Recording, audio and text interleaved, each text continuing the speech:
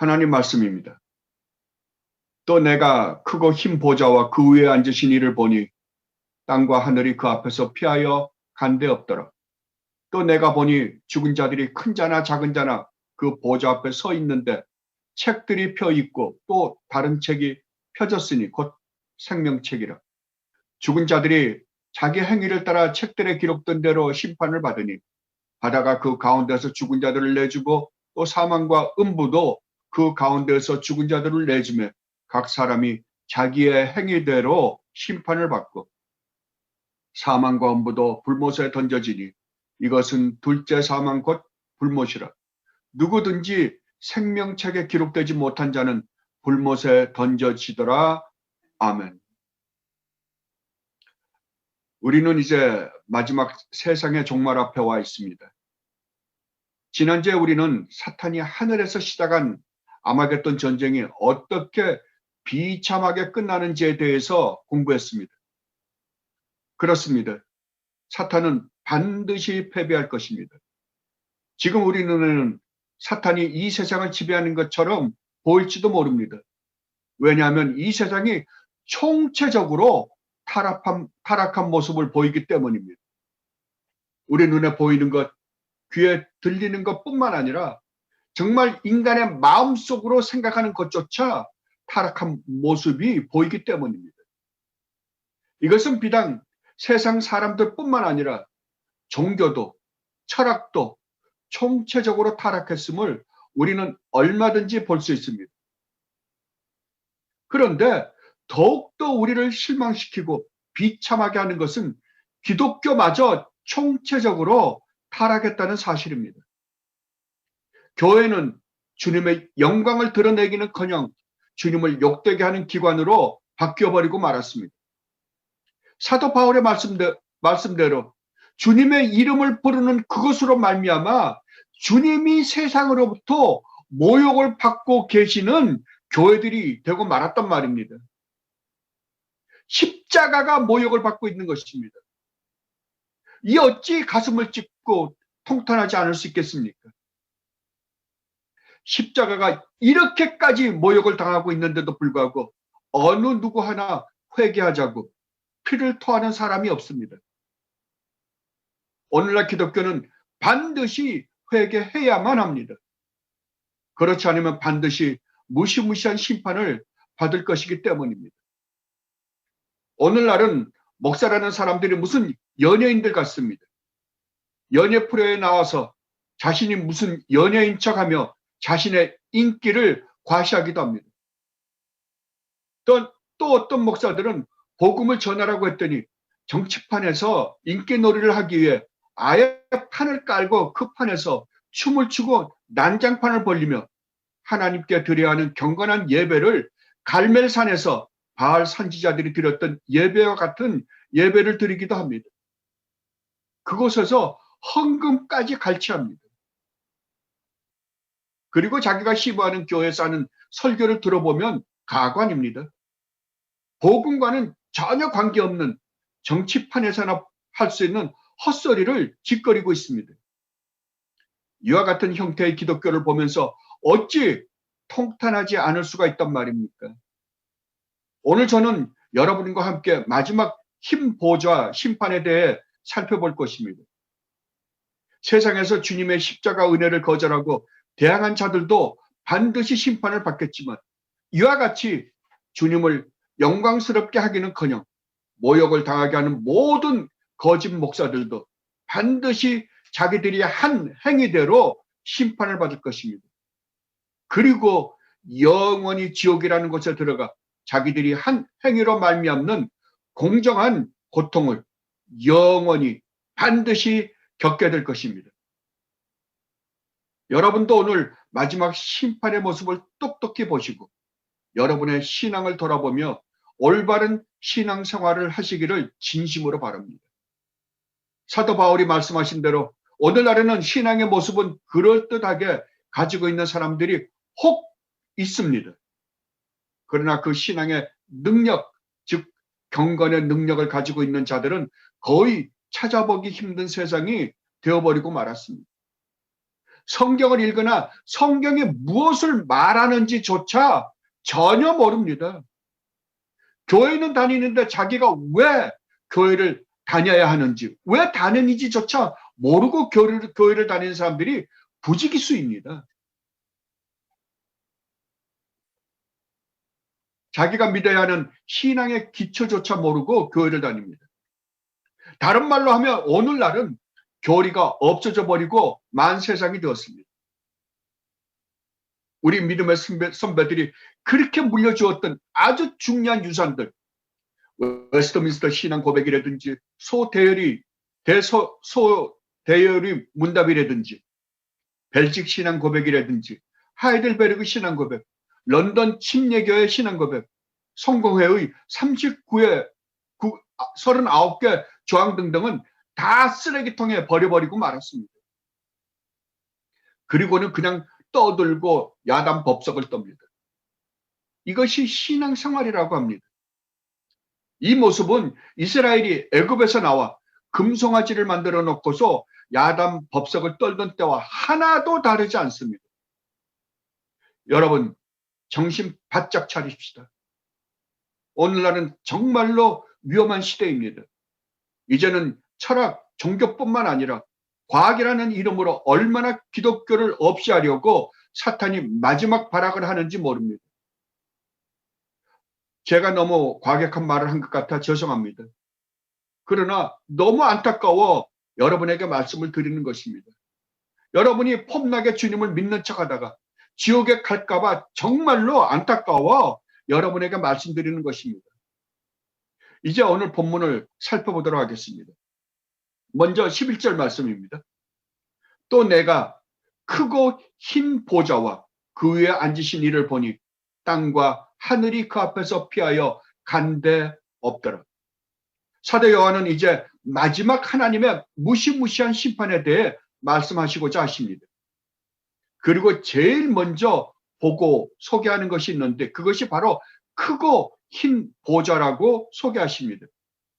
여기서 크다는 표현은 하나님의 위엄과 어미하심을 상징하는 말씀입니다. 오늘날은 이 하나님의 위엄과 어미하심이 교회에서 전해지지 않고 있습니다.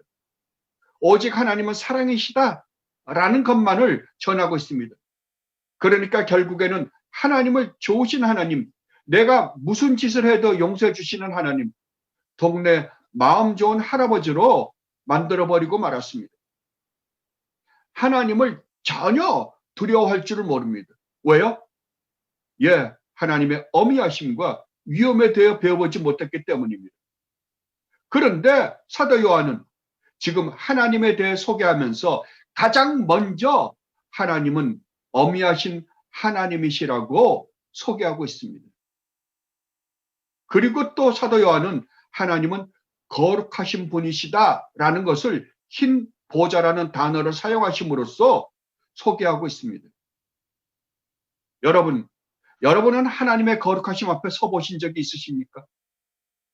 이것은 한 번만 서보는 것이 아니라 매일매일 서보아야만 합니다.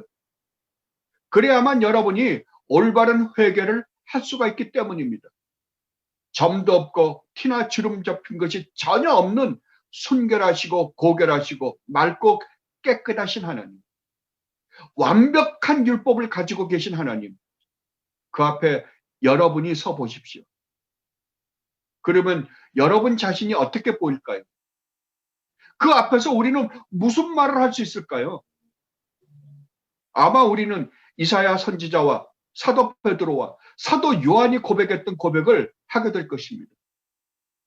화로다 나여 망하게 되었도다. 나는 입술이 부정한 사람이요 나는 입술이 부정한 백성 중에 거주하면서 만군의 여호와이신 하나님을 배웠습니다. 만군의 여호와이신 왕을 배웠습니다. 사도 베드로는 이렇게 고백합니다. 주여 나를 떠나소서 나는 죄인으로소이다. 사도 요한은 하늘에 계신 하나님의 우편에 앉아 계신 주님을 뵐 때 뭐라고 고백한 줄 아십니까? 이렇게 고백했습니다. 내가 볼 때 그의 발 앞에 엎드려져 죽은 자 같이 되며 이것이 바로 하나님의 거룩하심 앞에서 보았던 우리 믿음의 선배들의 고백이었습니다. 그런데 오늘날에는 아예 하나님을 자기들의 친구처럼 대하는 사람들이 얼마나 많은지 모릅니다. 천국에 가서 하나님을 뵙고 교제를 나누고 왔다고 자랑하는 사람들이 득실합니다. 이것은 하나님의 거룩하심을 모독하는 말입니다. 가장 주님의 사랑을 한 몸에 받았고 또 성령 하나님의 특별한 보호 안에서 주님을 만났던 사도 요한도 주님의 거룩하심 앞에서 죽은 자와 같이 두려움과 공포에 쌓였다고 한다면 우리야말로 말해서 무엇하겠습니까? 우리는 아예 주님의 거룩하심으로 말미암는 공포가 너무나 심해서 아마 심장마비를 일으켜 죽었을지도 모릅니다. 그래도 우리는 하나님의 거룩하심 앞에 매일매일 서야만 합니다. 어떻게 해요? 예, 하나님의 율법 앞에서 나를 매일매일 돌아보고 점검해 보아야만 합니다. 그리고 만약 율법에 비추어 죄를 발견한다면 반드시 회개를 해야만 합니다. 이 회개를 여러분은 매일매일 해야만 합니다. 그래야만 여러분은 정말로 십자가 은혜가 얼마나 엄청난 축복인지를 매일매일 맛보고 감사하게 될 것입니다. 이런 크고 흰 보좌를 사도 요한은 제일 먼저 보았던 것입니다. 그런데 사도 요한은 그 보좌만 본 것이 아니었습니다. 그 보좌 위에 어떤 분이 앉아 계신 것을 보았다고 말씀하고 있습니다. 그렇다면 과연 이 보좌에 앉아 계신 분은 누구일까요? 예, 여러분이 짐작하신 대로 이분은 바로 성부 하나님이십니다. 왜냐하면 사도 요한이 이 요한계시록을 기록하면서 누누이 이 보좌에 앉아 계신 분을 성부 하나님이라고 말씀하셨기 때문입니다. 그렇다면 이 보좌는 지금 무엇을 하려고 세워진 보좌입니까? 예, 심판을 하기 위해 세워진 보좌입니다. 그렇다면 이 보좌에 앉아 계신 분을 예수 그리스도라고 말하면 안 될까요?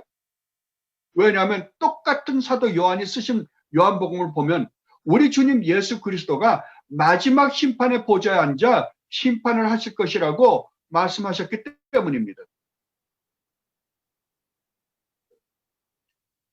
아버지께서 자기 속에 생명이 있음 같이 아들에게도 생명을 주어 그 속에 있게 하셨고 또 인자됨으로 말미암아 심판하는 권한을 누구에게 주셨다고요? 예, 아들에게 주셨다고. 인자이신 아들에게 주셨다고 사도 요한은 분명하게 증언하고 있습니다. 그렇다면 우리는 이 보좌에 앉아 계신 분이 우리 주님 예수 그리스도라고 말해도 틀린 말은 아닐 것입니다. 그렇다면 성부 하나님이 심판하실 때와 성자 하나님이 심판하시면 그 결과가 어떨까요? 예, 똑같습니다.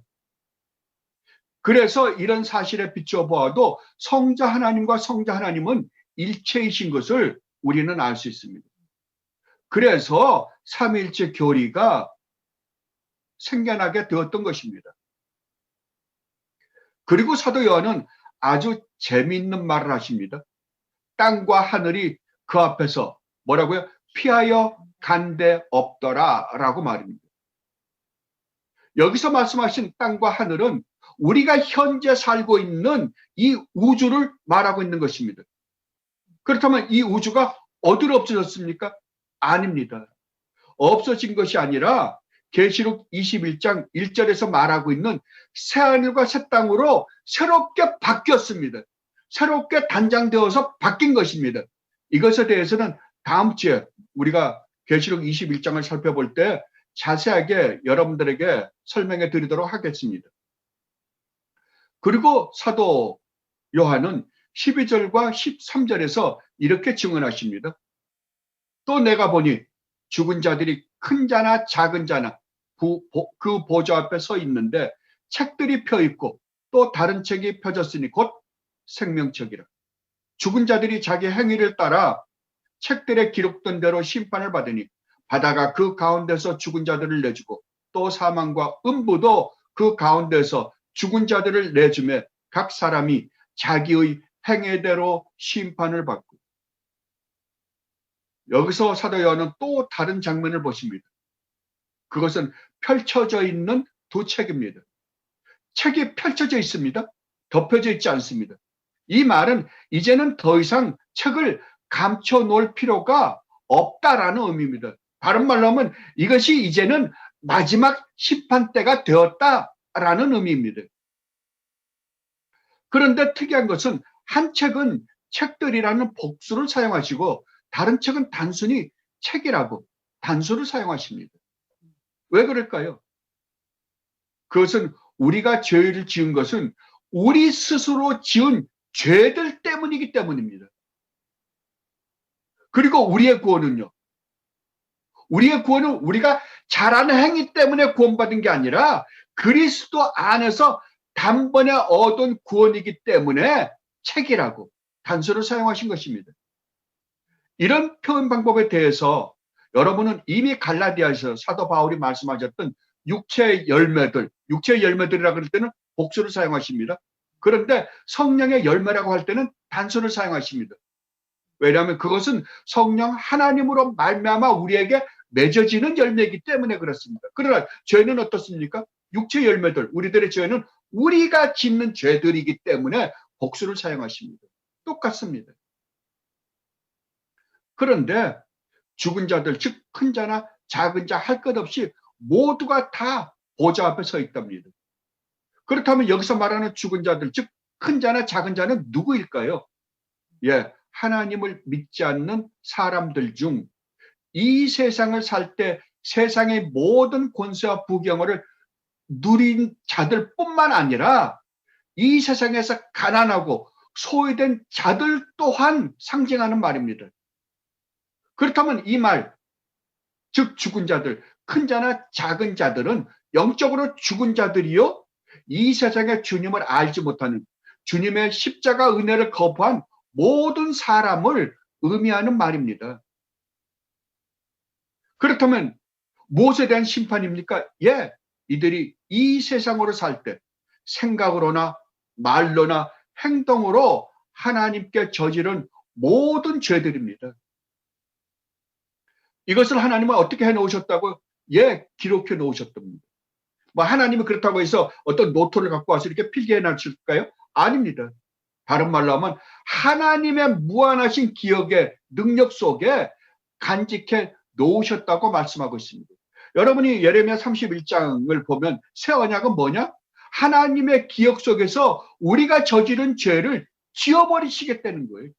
아예 내가 기억지 않겠다. 그렇다면 구원받지 못한 사람은요, 하나님의 기억 속에 그 모든 것이 낱낱이 기록되어 있다라는 말입니다. 여러분, 하나님은 지금 인간들이 이 세상에서 하고 있는 모든 생각과 말과 행동을 하나도 빠짐없이 낱낱이 기록하고 계신답니다. 그리고 이것을 근거로 심판하신다고 말씀하십니다. 여러분, 우리가 평생 생각과 우리가 생각했던 것들과 말과 행동으로 지은 죄를 형상화하면 어떤 모습일까요? 아주 상상하기도 힘든 무시무시한 괴물일 것입니다. 여러분 한번 여러분이 생각으로 말로 행동으로 지은 죄들을 여러분들이 형상화시켜서 한번 만들어 보십시오. 정말 끔찍할 겁니다. 아마 여러분이 그런 모습의 인간을 보았다면 여러분이 이구동성으로 그런 자들은 갈가지 찢어 죽여야 한다고 소리 지를 것입니다. 죽이고 싶을 것입니다. 여러분, 우리의 죄악된 모습이 얼마나 괴물 같은지 아십니까? 이런 모습에 여러분은 매일매일 보시고 회개하십니까? 그런데 이들이 어떤 상태에서 심판을 받는다고요? 예, 부활한 상태의 몸으로 심판을 받는다고 사도는 말씀하고 있습니다.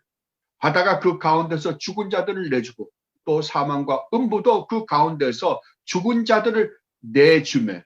여기서 내주매라는 말은 부활함에라는 의미입니다. 그렇습니다. 이 세상의 모든 자들은 반드시 부활할 것입니다. 어떤 사람들은 생명을 얻기 위하여 부활할 것이지만 또 어떤 사람들은 심판을 받기 위해 부활할 것입니다. 이것에 대해 사도 요한은 요한복음 5장 29절에서 이렇게 말씀하셨습니다. 선한 일을 행한 자는 생명의 부활로, 악한 일을 행한 자는 심판의 부활로 나오리라. 이 세상에서 하나님을 진실되게 믿지 않는 모든 인간들은 반드시 이 심판 앞에 서서 심판을 받을 것이라고 사도 요한은 말하고 있습니다. 그렇다면 그 결과는 어떻게 될까요? 예, 그것에 대해 사도 요한은 14절에서 이렇게 말씀하십니다. 사망과 음부도 불못에 던져지니 이것은 둘째 사망 곧 불못이라. 불못에 던져진답니다. 그리고 이것을 둘째 사망이라고 부릅니다. 왜 둘째 사망이라고 부를까요? 예, 첫째 사망은 우리의 육체가 죽을 때 우리가 이미 경험한 것이기 때문입니다. 그렇다면 첫째 사망과 둘째 사망의 다른 점은 무엇일까요?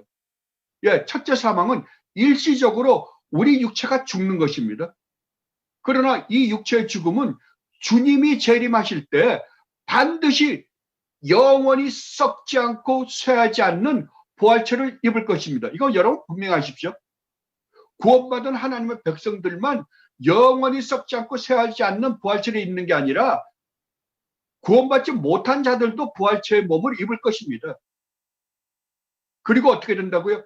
예, 불못, 즉 지옥에 던져져 영원입니다. 영원히 하나님으로부터 버림을 받고 고통 가운데서 살게 될 것이라고 주님은 분명히 말씀하십니다. 그렇다면 여러분은 이 지옥의 고통을 묵상해 보신 적이 있으십니까? 여러분은 반드시 묵상해 보셔야만 합니다. 그러나 제가 여러분에게 한 가지 경고를 드립니다. 잠 번연과 같은 상상을 하지 마십시오. 잠 번연이 하신 지옥의 여정이란 책은 뭐라 그럴까요? 그냥 인간의 상상에서 그 만화를 그리신 분들이 상상해서 만화를 그리는 것처럼 상상하셨습니다. 하나님의 말씀을 가지고 상상하지는 않은 것 같아요. 그러니까 그것은 별로 도움이 되지 않으실 것입니다. 그러니까 여러분들이 항상 무엇을 하든지 성경에서 말하는 것은 어디에서 해답을 얻더라고요? 성경에서 해답을 얻더라고요. 그렇다면 이 지옥을 묵상하시려면 여러분은 무엇을 근거로 해야 합니까? 예, 성경을 근거로 하셔야만 합니다. 그렇다면 성경에서 지옥의 고통을 올바르게 묵상할 만한 정보를 성경은 제공하고 있습니까? 예, 있습니다. 무엇입니까? 예, 십자가입니다. 십자가에서 주님이 겪으신 그 고통을 묵상하시면 여러분은 이 지옥의 고통이 어떠한지 조금이나마 우리 주님이 받으신 고통은 너무 어마해서 여러분들이 다 상상을 못한다 하더라도 여러분이 지은 죄의 고통을 조금이나마 맛볼 수 있습니다. 그렇다면 지옥은 어떤 곳일까요? 제가 잠깐만 소개를 해드리겠습니다. 첫째로 지옥은 영적으로 정신적으로 우리 인간이 이 세상에서 겪는 모든 고통을 다 겪는 곳입니다. 뭐라고요? 이 세상에 살면서 우리가 정신적으로 겪는 모든 고통이 지옥에 있단 말입니다. 그대로. 먼저 이들은 지옥에서 영원히 하나님으로부터 버림을 받았다는 비참한 생각으로 가득 차 있을 것입니다. 뭐라고요? 영원이라고요. 100만 년, 1000만 년, 1억 년도 아닙니다. 영원입니다. 그렇다면 이곳에 한번 들어오면 더 이상 아무런 희망이 없습니다. 오직 절망만 있을 뿐입니다. 그리고 여러분이 이 세상에서 겪었던 정신적인 고통들을 이곳에서 모두 영원히 겪을 것입니다. 여러분이 했던 시기, 질투, 다툼, 분쟁, 걱정, 근심, 두려움, 공포, 이것이 무엇으로부터 왔든지 간에 이런 것들이 매일 섞여서 매일매일 매 순간순간 있다가 없어졌다가 금방 왔다가 다시 갔다가 또 반복되고 이럴 것입니다. 이러한 것들을 여러분 한번 묵상해 보시오. 그런 상태의 나를 묵상해 보시면 차라리 여러분은 내가 미치는 게 낫다고 생각할 것입니다. 그런데 미치지도 못합니다. 생각을 끊어보려고 해도 안 됩니다. 약도 없습니다. 끊임없이 걱정, 근심, 두려움, 공포가 엄습해 옵니다. 그리고 육체의 고통을 한번 생각해 보십시오. 우리 인간이 이 세상에 살면서 겪는 모든 고통을 겪는다고 한번 여러분 상상해 보십시오. 여러분은 이런 고통들을 겪어보셨을 겁니다. 허리가 아픕니다. 그러다가 나을만 하니까 또 위가 아픕니다. 너무 배가 아파서 붙잡고 뒹굽니다. 그런데 잠잠한가 싶더니 또 신장의 통증이 시작됩니다. 그리고 머리가 아픕니다. 아니, 온 몸의 신경 조직이 끊어지는 듯한 통증이 옵니다. 여러분, 정말로 이런 곳이 있다고 한다면 여러분은 어떨 거예요? 아주 소름이 끼칠 것입니다. 정신적으로나 육체적으로 쉬지 않고 고통을 겪는 그곳. 생각만 해도 소름이 끼치지 않습니까? 차라리 죽는 것이 나을 텐데, 그런데 죽으려고 해도 죽을 수가 없습니다. 여러분은 정말로 성경에 이런 심판을 믿습니까? 그러니까 어떤 사람들은 아예 지옥을 없애버렸습니다. 여호와 증인 같은 데는 지옥을 없애버렸어요. 왜요? 너무 무서우니까요. 설마 사랑의 하나님이 이렇게까지 하실까라고 해서 없애버렸다니까요. 여러분이 이 성경의 말씀을 진실되게 믿는다고 한다면 우리가 지금 하나님께 저지르고 있는 죄가 얼마나 무서운지 여러분은 알게 되실 것입니다. 그러므로 이 문제를 이 세상에서 살 때 해결해 놓지 않는다면 우리는 반드시 이 무시한 심판을 받게 될 것입니다. 분명히 성경은 선포하십니다. 불못 둘째 사망에 던져질 거라고요. 그런데 오늘날 교회는 이 무시무시한 심판을 아예 없애버리고 말았습니다. 하나님은 어떠한 하나님입니까? 사랑의 하나님. 우리에게 축복만을 주시기 위한 하나님으로 아주 바꿔먹어버리고 말았습니다. 그러나 여러분 분명하십시오. 이 심판은 반드시 있을 것입니다. 사도 요한을 통하여 오늘 그 무시무시한 심판을 우리에게 보여주고 있는 것입니다. 이 심판이 반드시 있을 것을 우리는 뭘로 보면 알 수 있습니까? 예, 모든 전 인류가 보는 앞에서 이 심판을 받으신 분이 계시기 때문입니다. 어떤 분이십니까? 예, 우리 주님 예수 그리스도이십니다.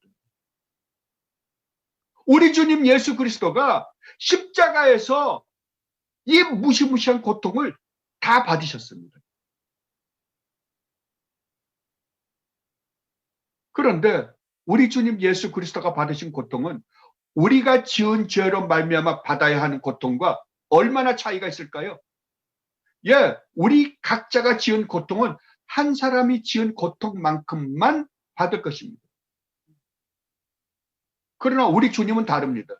우리 주님은 주님이 구원하시고자 하시는 모든 백성이 받아야만 하는 고통을 모두 합쳐서 한 몸에 받으셨다고 성경은 기록하고 있습니다.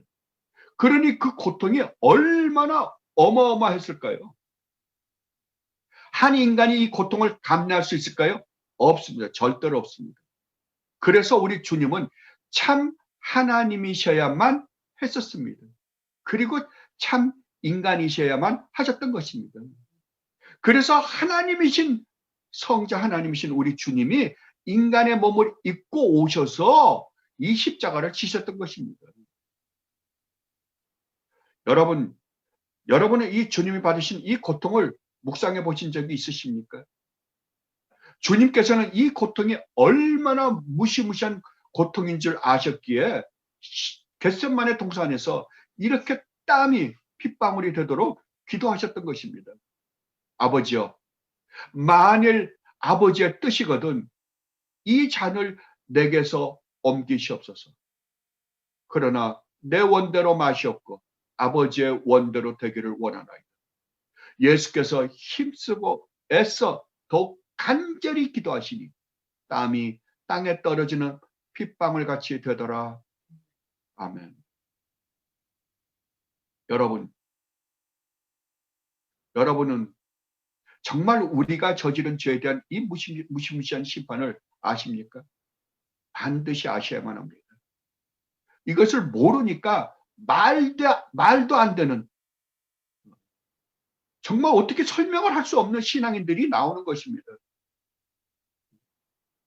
오늘날에는 예수님을 믿는 것이 너무나 쉬워졌습니다. 천국 가는 것이 너무나도 쉬워졌습니다. 교회나 잘 출석하고 11조나 내고 목사 말 잘 들으면 천국에 가는 세상이 되어버리고 말았습니다. 예수님을 믿음으로 말미암아 치러야 하는 값에 대해서는 아무것도 모릅니다. 아무도 그 값을 치르려고 하지 않습니다. 십자가를 지고 가기는커녕 아예 던져버리고 말았습니다. 사형리에서는 그 십자가를 지고 가는 게 아니라 십자가를 하나 펴놓고 절벽을 건너가는 다리로 사용하고 있습니다. 정말 무섭습니다. 더구나 싸구려 복음이 시장에서 팔리다 보니까 이 엄청난 십자가가 아주 싸구려가 되고 말았습니다. 이것은 정말로 우리 주님을 2번, 3번 십자가에 매달아 못을 박는 처사입니다. 사도 바울의 표현대로 하면 이런 잘못된 싸구려 복음을 전하는 자들은 반드시 저주를 받을 것입니다. 이 마지막 심판 때 앞에 서서 자기가 행한 뇌로 반드시 심판을 받을 것입니다. 그러므로 여러분은 반드시 주님의 이 십자가 고난을 맛보셔야만 합니다. 그래야만 여러분이 하나님의 은혜와 사랑이 얼마나 엄청난 것인지를 깨달을 수 있을 뿐만 아니라 참된 회개를 하고 이 세상을 어떻게 살아야 하는지 올바로 알게 될 것이기 때문입니다. 그리고 마지막 15절에서 사도 요한은 이렇게 말씀하십니다. 누구든지 생명책에 기록되지 못한 자는 모두가 다 불못에 던져지더라. 아멘.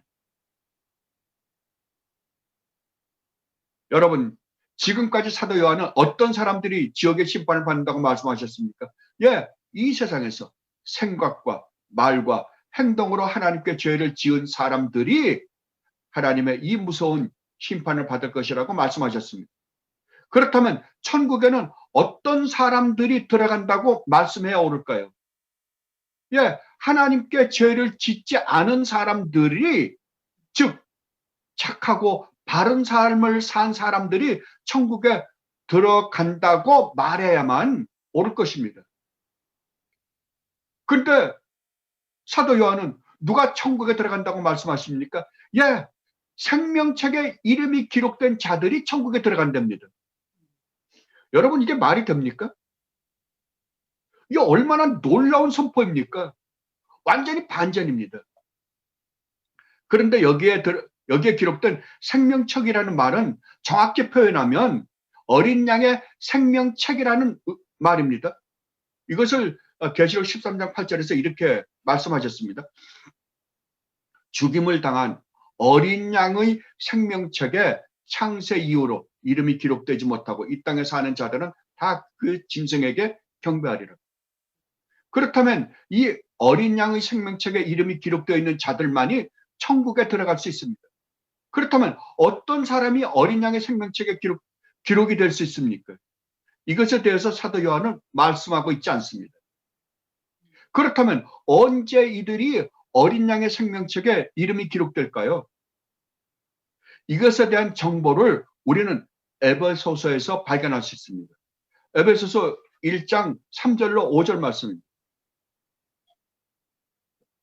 에베소서 1장 3절로 5절 말씀입니다.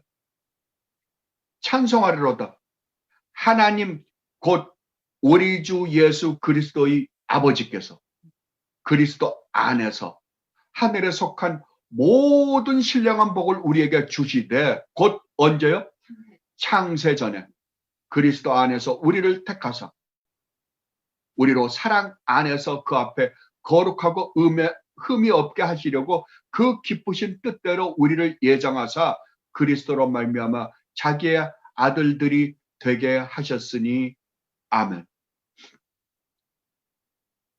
언제 이들이 택함을 받아 어린 양의 생명책에 이름이 기록되었다고요? 예, 창세전에요. 창세전에 그리스도 안에서 하나님이 이들을 택하셔서 생명책에 기록하셨다고 사도 바울은 말씀하고 있습니다. 이게 무슨 말입니까? 아니, 창세전에 이름이 기록되었다고요? 창조가 되지도 않았습니다. 그렇다면 더군다나 우리는 태어나지도 않았습니다. 태어나지도 않았으니까 무슨 생각이나 말이나 행동으로 죄를 지어본 적도 없습니다. 그런데 그때 우리의 이름이 어땠다고요? 이미 어린 양의 생명책에 기록이 되었다고 성경은 선포하고 있습니다. 이게 얼마나 놀라운 선포입니까? 우리는 이 교리를 올바로 알 수도, 올바로 이해할 수도 없습니다. 그러나 이것은 사실입니다. 왜냐하면 이 세상에 존재했고, 존재하고 있고, 또 앞으로 존재할 모든 인간은 한 사람도 예외 없이 하나님께 죄를 지었고 죄를 지을 것이기 때문입니다. 그렇다면 이 세상에 있는 모든 인간은 한 사람도 빠짐없이 반드시 지옥의 형벌을 받을 수밖에 없는 존재들입니다. 그렇다면 이들이 스스로의 능력으로 자기들의 죄 문제를 해결하여 지옥의 형벌로부터 구원을 받아낼 수 있을까요? 없습니다. 한 사람도 없습니다. 그렇다면 우리의 구원은 전적으로 누구에게만 의존해야 할까요? 예, 하나님의 긍휼하심에만 의지해야 합니다. 그럴 수밖에 없습니다. 그런데 하나님께서는 하나님의 긍휼을 베풀 자들을 이미 창세전에 어린 양의 생명책에 기록해 놓으셨다고 말씀하고 계십니다. 그렇다면 여기에서 한 가지 문제는 누가 어린 양의 자신의 이름이 생명책에 기록되어 있는지를 아느냐라는 것입니다. 안 그렇습니까? 이래서 교리가 굉장히 중요합니다. 왜냐하면 교리가 성경의 이러한 문제들을 성경을 통하여 이해할 수 있게 논리적으로 정리해 놓았기 때문입니다. 그렇다면 내 이름이 어린 양의 생명책에 기록되어 있는지 아닌지를 우리는 어떻게 알 수 있습니까? 예, 한 가지 방법으로 알 수 있습니다. 그것은 여러분이 주님을 진실되게 믿고 있는지 아닌지를 보면 알 수 있습니다. 왜냐하면 예수님을 믿는 자는 한 사람도 예외가 없이 다 모두가 다 구원을 받을 것이다 라고 약속하셨기 때문입니다. 그렇다면 이것을 잘 풀어서 정리해 보면 이렇게 정리할 수 있습니다. 여러분, 이것은 여러분들이 머릿속에 거의 외우다시피 해 두십시오. 하나님께서는 창세전에 하나님이 구원해 주시고자 하는 자들을 이미 생명책에 기록해 놓으셨습니다. 이것을 성경은 하나님이 택하신 자들, 하나님이 우리 주님께 맡기신 자들, 하나님이 미리 아신 자들 등등으로 표현해 놓으셨습니다. 이것을 우리가 보통 예지, 예정이라고 합니다. 그리고 때가 되자 이들을 구원하시기 위해 성부 하나님께서 성자 하나님을 이 땅으로 보내셔서 이들의 구원을 완성하십니다.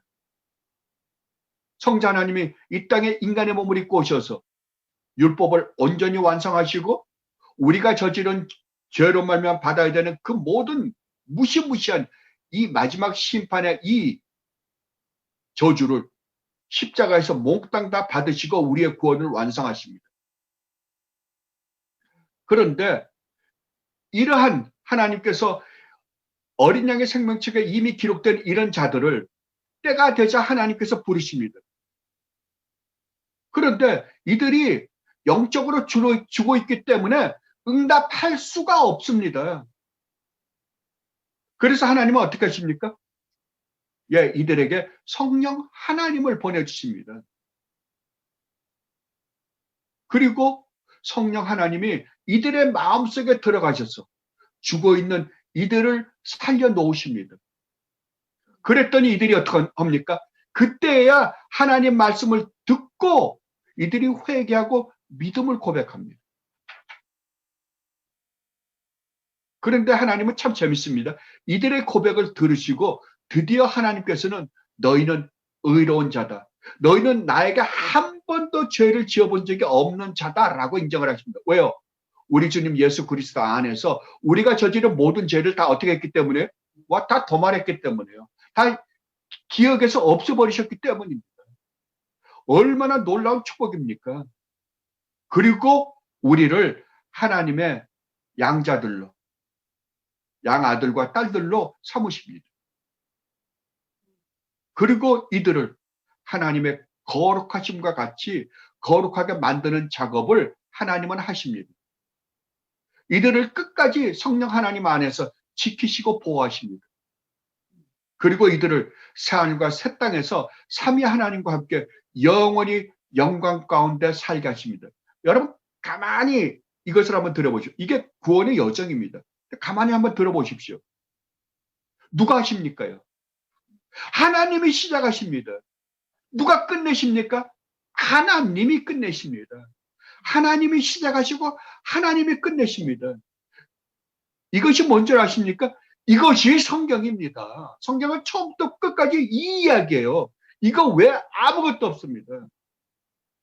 여러분이 이것만 올바로 보면 여러분은 성경을 올바로 볼 거예요. 창세부터 계시록까지 여러분들은 다른 거가 안 보이고 이것만 보일 겁니다. 왜? 성경은 바로 이것을 기록한 책이기 때문에 그렇습니다. 그러므로 성경이 무엇이 기록되었느냐라고 하면 네 가지로 우리가 설명할 수 있습니다. 그러니까 이 네 가지 중에 어떠한 주제를 가지고 성경을 봐도 성경은 창세부터 계시록까지 어떤 스트림 속에서 어떤 물질 속에서 얼마든지 이해할 수 있습니다. 첫 번째로 성경은 하나님이 창조하시고자 하셨을 때 계획하시고 목적하셨던 것을 어떻게 이루셨는가를 기록한 책이라고 할 수 있습니다. 즉 하나님이 계획하시고 목적하셨던 것을 사탄의 수없는 방해에도 불구하고 하나님께서 어떻게 완벽하게 하나님 나라를 완성하셨는가를 보여주는 책이라고 할 수 있습니다. 그리고 두 번째로는 하나님께서 하나님 나라에서 살게 해주고 싶어 하신 하나님의 백성들을 어떻게 구원하여 하나님 나라 백성이 되게 해서 하나님의 영광 가운데서 살게 하셨는가를 보여주는 책이라고도 할 수 있을 것입니다. 이것을 우리는 보통 구속사라고 부릅니다. 그렇다면 이 일을 누구를 통하여 하십니까? 예, 성자 하나님이신 우리 주님 예수 그리스도를 통해서 하십니다. 그래서 성경은 바로 이 예수 그리스도에 대한 이야기라고도 하는 것입니다. 그렇다면 왜 하나님께서는 이 일을 하셔야만 합니까? 예, 창세전에 삼위 하나님이신 성부 하나님과 성자 하나님과 그리고 성령 하나님의 맺으신 언약 때문입니다. 그래서 성경은 처음부터 끝까지 하나님의 신실하신 언약이 어떻게 한치의 오차도 없이 완성되는가를 보여주는 책입니다. 그런데도 불구하고 오늘날에는 이것들 외에 얼마나 말도 안 되는 다른 것들을 성경의 본질인 양 가르치는지 모릅니다. 이런 자들에 대해 사도 바울은 이렇게 말씀하셨습니다. 갈라디아서 1장 6절로 10절 말씀입니다. 갈라디아서 1장 6절로 10절에서 이렇게 말씀하십니다. 그리스도의 은혜로 너희를 부르신 이를 이같이 속히 떠나 다른 복음을 따르는 것을 내가 이상하게 여기노라. 다른 복음은 없나니 다만 어떤 사람들이 너희를 결안하여 그리스도의 복음을 변하게 하려 함이라. 그러나 우리나 혹은 하늘로부터 온 천사라도 우리가 너희에게 전한 복음 외에 다른 복음을 전하면 저주를 받을지어다. 우리가 전에 말하였거니와 내가 지금 다시 말하노니 만일 누구든지 너희가 받은 것 외에 다른 복음을 전하면 뭐라고요? 저주를 받을지어다. 이제 내가 사람들에게 좋게 하랴? 하나님께 좋게 하랴? 사람들에게 기쁨을 구하랴? 내가 지금까지 사람들의 기쁨을 구하였다면 그리스도의 종이 아니니라. 아멘. 그러므로 여러분은 앞에서 소개한 것 외에 다른 것을 복음이라고 가르치는 사람들의 가르침을 절대로 따르지 마십시오. 그리고 여러분이 예수 그리스도 안에서 얼마나 놀라운 축복을 받은 존재인지 아십시오. 여러분을 지옥에서 구원하시기 위해 하나님께서 얼마나 엄청난 일을 벌리셨는지를 여러분은 항상 묵상하고 또 묵상하고 기뻐하고 감사하십시오. 그러면 여러분이 이 세상을 어떻게 살아야 하는지에 대해 올바로 알게 될 뿐만 아니라 무엇을 목적으로 살아야 하는지에 대해서도 분명하게 알게 되실 것입니다. 그렇게 사십시오. 절대로 이 세상에서의 부귀영화를 위해서는 살지 마십시오. 여러분은 이제 이 세상의 부귀영화나 쾌락을 위해서 사는 분들이 아닙니다. 여러분은 하나님이시면서 이 땅에 비천한 인간의 몸을 입고 오셔서 우리를 위하여 십자가를 지시기까지 하신 우리 주님 예수 그리스도를 기쁘시게 하기 위하여 살아야만 하는 분들입니다. 살아야만 하는 분들입니다. 이것을 명심하십시오.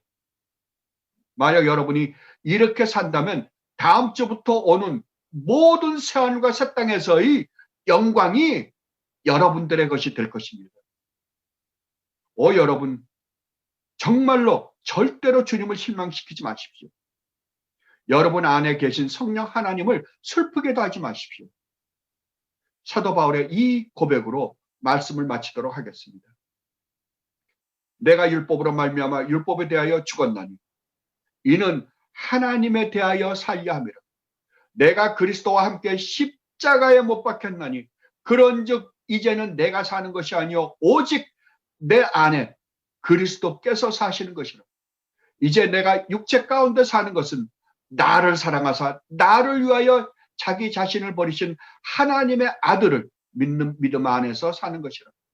내가 하나님의 은혜를 피하지 아니하노니 만일 의롭게 되는 것이 율법으로 말미암으면 그리스도께서 헛되이 죽으셨느니라. 아멘. 그러나 내게는 우리 주 예수 그리스도의 십자가 외에 결코 자랑할 것이 없으니 그리스도로 말미암아 세상이 나를 대하여 십자가에 못 박히고 내가 또한 세상을 어떻게 했다고요? 십자가에 못 박았다고요. 할례나 무할례가 아무것도 아니로되 오직 새로 지으심을 받은 것만이 중요하니라. 무릇 이 교례를 행하는 자에게는 하나님의 이스라엘에게 평강과 긍휼이 있을지어다. 이후로는 누구든지 나를 괴롭게 하지 말라. 내가 내 몸에 예수의 흔적을 지니고 있노라. 형제들아, 우리 주 예수 그리스도의 은혜가 너희 심령에 있을지어다. 아멘. 여러분, 이 우리 주님 예수 그리스도를 위하여 사십시다. 그러면 반드시 다음 주부터 우리가 살펴볼 산과 새 땅에서의 그 영광의 삶을 우리는 반드시 살게 될 것입니다. 이 축복을 누리며 사는 여러분들이 되시기를 진심으로 바랍니다. 기도하겠습니다. 오 아버지, 이 세상은 반드시 아버지의 심판을 받을 것입니다. 그리고 멸망할 것입니다. 무시무시한 지옥의 형벌을 영원히 받게 될 것입니다. 그러나 창세전에 어린 양의 생명책에 기록해 놓으셨던 저희들, 우리 주님 예수 그리스도 안에서 우리 주님께서 지신 십자가로 말미암아 구원받은 하나님의 백성들이 얼마나 놀라운 축복을 받은 존재인지, 아니 그 영광단 하나님 나라에서 그 무시무시한 지옥의 심판을 받지 않고 영광단 하나님 나라에서 살게 될 것인지를 이렇게 자상하게 주님께서 말씀해 주셨습니다. 더 이상 우리가 무엇을 더 바랄 게 있겠습니까? 이 세상에 이것 말고 더 큰 축복이 세상에 어디 있단 말입니까? 이 세상의 모든 재물을 다 가지고, 이 세상의 모든 권력을 다 가지고, 이 세상의 모든 명예를 다 가진다 하더라도 어찌 이것과 비교할 수 있단 말입니까? 주님, 주님, 이것을 주님의 백성들 마음판에 새겨 주시옵소서. 그리고 그들이 이 땅에서 사는 동안 오직 주님의 영광만을 위하여 살아가는 주님의 귀한 백성들이 되게 하여 주옵소서. 감사하며 우리 주님 예수 그리스도 이름으로 기도드리옵나이다.